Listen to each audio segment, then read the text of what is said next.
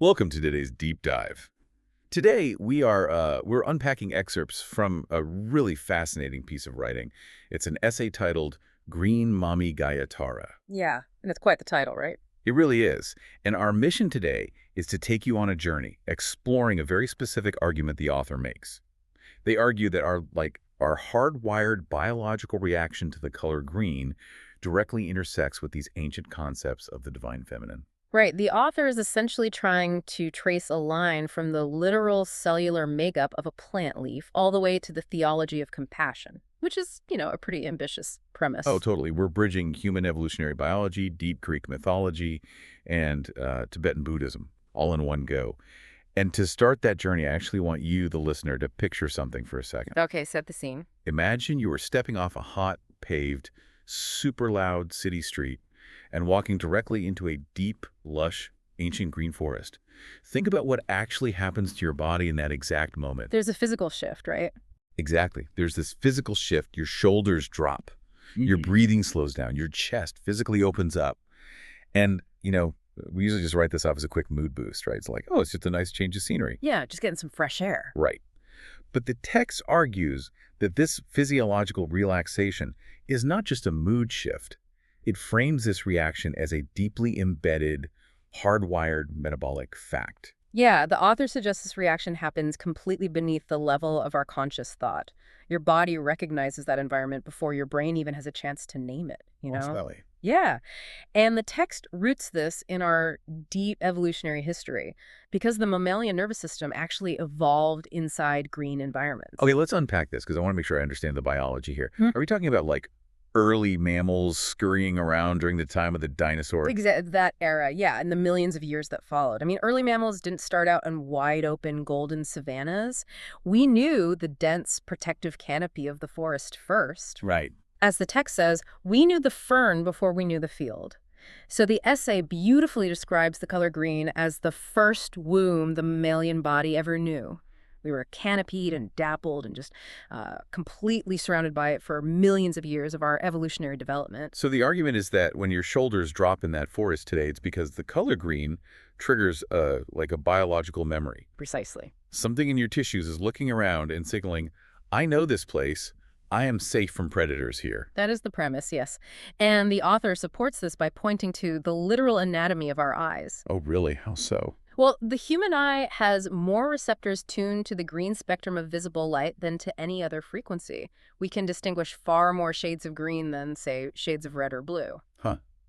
And from a survival standpoint, why did that evolve? I mean, how does seeing 50 shades of green keep an early mammal alive? It comes down to nuance in a very dense environment. If you live in a dense forest canopy, your survival depends on spotting a predator hidden in the leaves, right? Oh, sure. A tiger in the brush or whatever. Right, or identifying which specific leaf is nutritious versus which one is toxic. Being able to perceive the deepest, most subtle variations in the green spectrum was just a massive evolutionary advantage. We are built at a cellular level to process green more richly than anything else in our visual field. Okay, that makes total sense. But the science of how that green light actually reaches our eyes is where the essay introduces this really interesting philosophical twist. It comes down to chlorophyll, right? Like the molecule in plants that handles photosynthesis. Correct. So photosynthesis is the process where a plant takes in light and converts it into sugar. It's essentially turning sun into substance. Right. But to do that, chlorophyll primarily absorbs the red and blue wavelengths from the visible light spectrum. It doesn't Ah, actually use the green light. wait, it doesn't use the green light. No, it rejects it. It reflects the green wavelengths back out into the world. I'm trying to wrap my head around this. So from a strict physics standpoint, green is essentially the light the plant doesn't want. It's the leftovers. Yeah, biologically speaking. But the author frames this rejection in a totally different way, don't they? Like, Right. if a plant consumes red and blue light to survive and reflects green, then green is this excess of life's abundance spilling outward.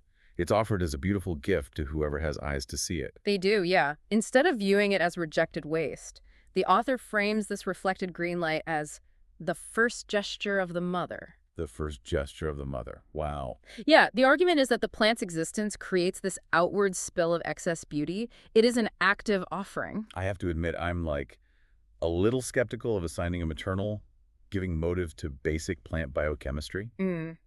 I mean, a plant isn't making a conscious moral choice to be beautiful or give us a gift, right? Well, and the text doesn't claim the plant has, like, a human-like consciousness. Rather, it challenges our baseline perspective.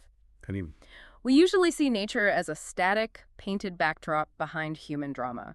By framing the reflection of green as an offering, the author is urging us to recognize that the earth is constantly and actively overflowing with life. Oh, I see. The plant's self-nourishment inherently creates a surplus that the rest of the world gets to experience. That makes a lot more sense. And once we understand that the Earth is constantly and actively overflowing with life, it completely changes how we view ancient mythologies about Mother Earth. The text argues we've been misreading her from the very beginning. Yes, especially when we look at the Greek cosmology surrounding Gaia. Let's look at how the Greeks conceptualized her. Okay, yeah? In Greek cosmology, specifically in Hesiod's theogony, Gaia is one of the first four primordial beings to emerge from chaos, the others being Tartaros, Eros, and Erebos.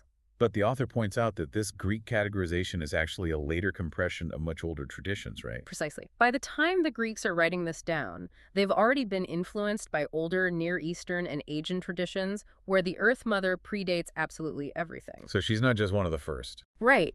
In those older frameworks, she doesn't just emerge into an ordered cosmos. She is the ground condition for the cosmos itself. Everything comes from her or happens upon her. And then there's her relationship with the sky god, Uranus. Yeah. The essay note that he fits over her like a lid. Like a lid. It's a very claustrophobic image, but it perfectly captures the oldest mythological relationship between sky and earth. Right. Here's where it gets really interesting, though, because I want to push back on the common cultural trope here. Okay, go for it.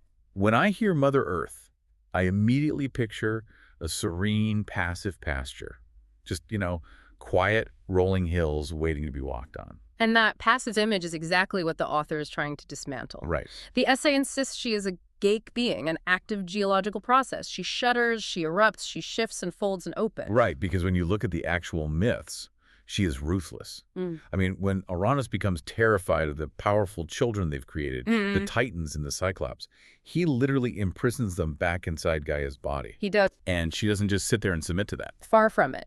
She actively engineers a rebellion. She gathers iron and fashions an adamantine sickle from her own material. From her own body, basically. Exactly. And she solicits one of her children, Cronus, to step up, and she literally orchestrates the castration and overthrow of the sky god. That is definitely not a passive pasture. She's a tactician. I love how the text paints her as this active engineer of cosmic rebellions. Her patience isn't submission, it's just operating on a geological timescale, where, civilizations rising and falling look like an afternoon. There is a deeper theological argument the author is making here, too. Oh, what's that? Well, later theological traditions, especially in the West, put a lot of effort into separating the divine from the material. They built frameworks where the sacred is up there in the heavens, disembodied, pure, and transcendent. And the earth is just dirt. Right. The dirt, the flesh, the material world is viewed as fallen or dirty or lesser. But Gaia represents a pre-Olympian worldview that rejects that split entirely. The most sacred thing is also the most material. Yes. In the Gaia framework, the body and the divine are not opposites. The soil under your feet is not merely a symbol of divine presence, it is her literal flesh. Wow. The aquifer is her blood. The magma is her metabolic heat. The premise is that the flesh of the world is divine all the way through. It's a massive, slow-moving intelligence. But, as awe-inspiring as that geological timescale is, it raises a very practical problem. It is. What happens when a suffering being needs help right now? You can't wait 1,000,000 years for a tectonic plate to shift or a mountain to rise. That's very true. And for that immediate fast-acting response, the text takes us across the Eurasian landmass to a totally different spiritual tradition, right? Yes, the focus shifts to Tibetan Buddhism, specifically to the figure of Green Tara, or in Tibetan, Dolma the Liberatrix. The author argues that her physical depiction tells you everything you need to know about how she operates. Let's describe that depiction because her posture is really unique. It is. Her left leg is folded inward, tucked into deep meditation. But her right leg is extended outward, stepping down toward the world. Her foot rests lightly, as if she is mid-rise from her lotus seat. It is a posture of active readiness.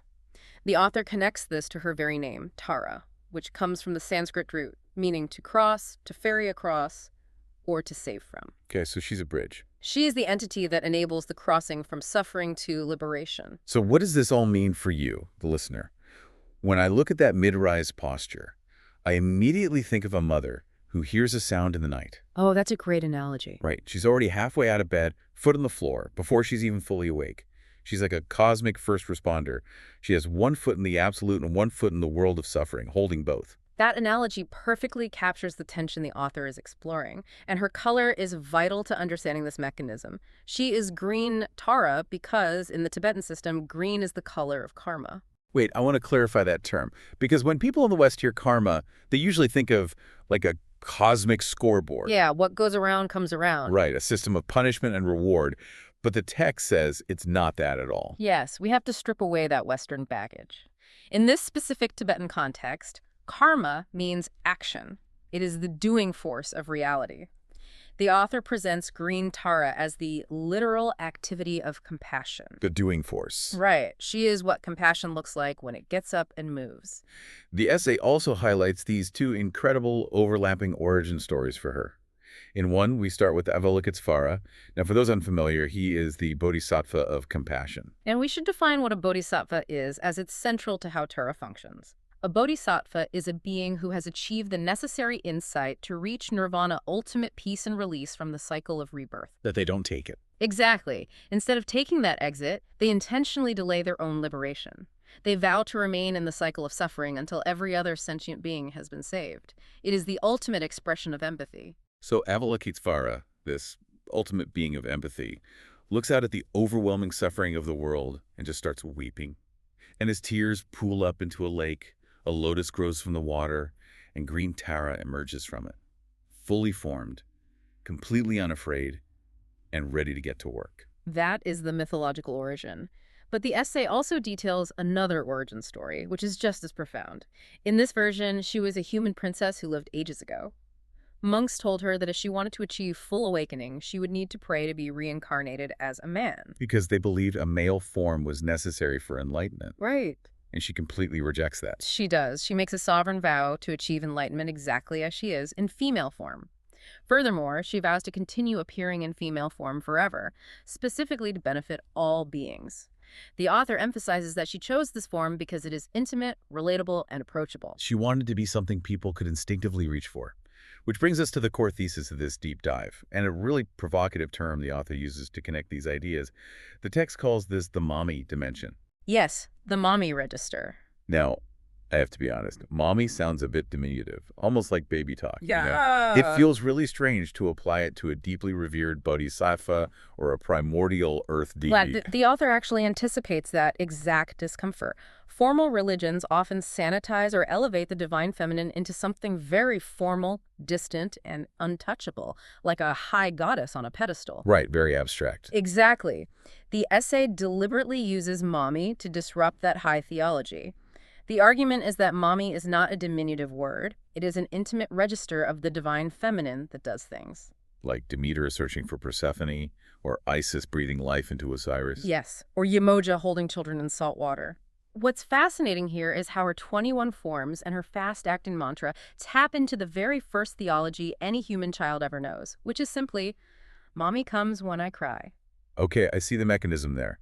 The mother who answers, not eventually, not if you've been well-behaved, but right now. It is the first experience of grace that a human nervous system understands. Yes. And the essay suggests green Tara is that exact primal grace formalized into a spiritual practice. She responds before the prayer's even finished. She is what compassion looks like when it moves like the wind. And look at how she is depicted visually.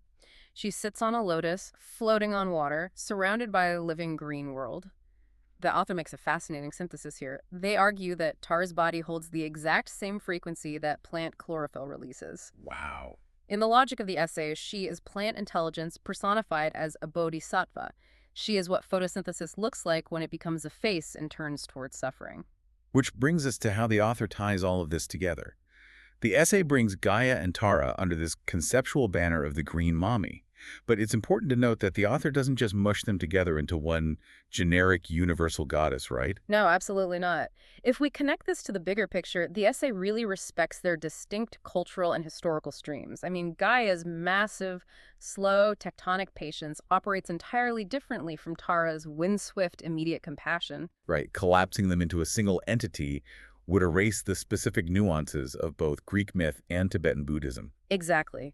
What they share is an ontological register, a maternal intelligence woven into existence with a green face. Gaia represents this in the literal material sense, Mm. sustaining us continuously simply by being the ground we walk on. Tara represents it in the responsive relational sense, turning toward us when we are drowning. And the ultimate synthesis of these two ideas in the essay is something called the photosynthetic covenant. Right. The photosynthetic covenant is where the author takes all this lofty philosophy and grounds it right back in the biochemistry we discussed at the very beginning. Let's look at the literal mechanism inside a plant's chloroplast. Okay. You have a miraculous convergence where water, carbon dioxide, and photons of light meet. And through that chemical reaction, the plant produces glucose to feed itself, and it produces oxygen as a byproduct. Exactly. The plant lives so abundantly that its basic self-nourishment creates an excess.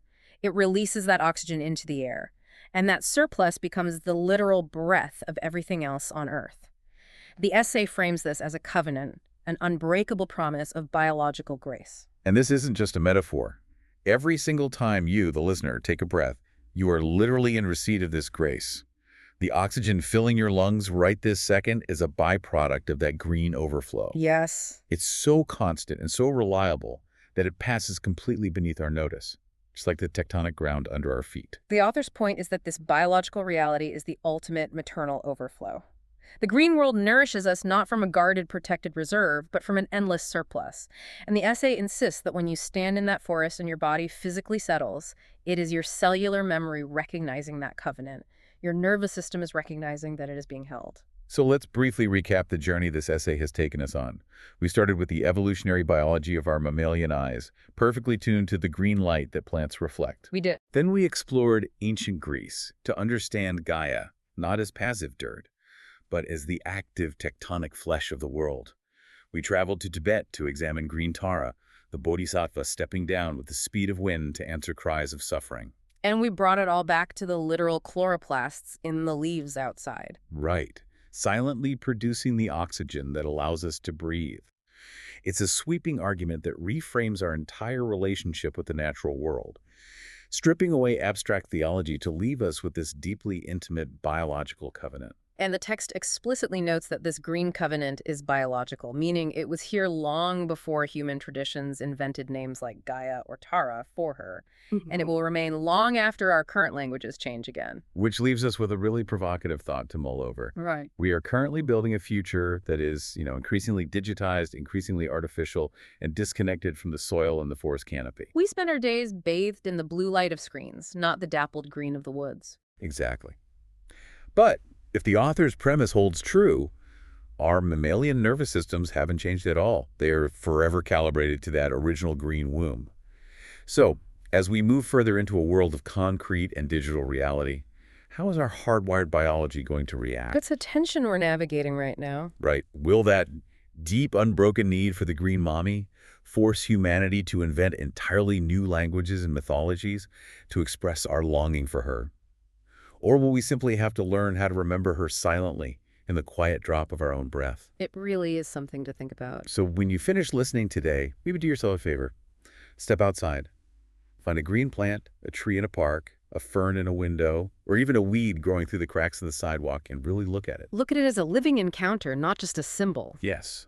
Watch it reflecting that green light back to you, and see if you can feel your shoulders drop. Take a deep breath and recognize the gift. Thanks for joining us on this deep dive.